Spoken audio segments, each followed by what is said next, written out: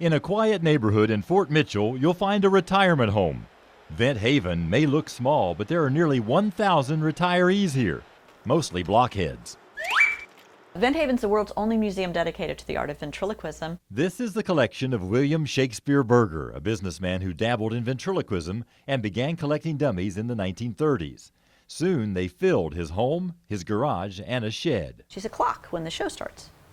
Throwing your voice was an extremely popular form of entertainment during the vaudeville era, and Berger pulled a lot of strings to collect some of the most famous fake faces of his time: Charlie McCarthy, Knucklehead Smith and Jerry Mahoney, Lamb Chop, and Farfel the dog.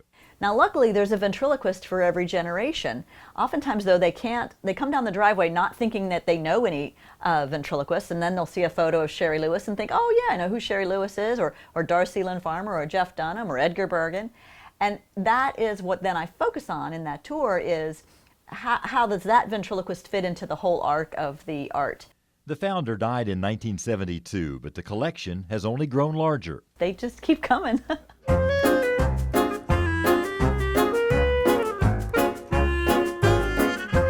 The museum doesn't buy dummies. They have all been donated to live out their days here in the lap of luxury. Curator Lisa Sweezy knows a lot of people wouldn't want her job. They've seen too many movies about dummies coming to life. It's a lot of eyeballs, and it's just one of those things you get used to, and then you're fine. They're not going to move or anything like that. They're just wood and paper mache. So where's the dummy in this group?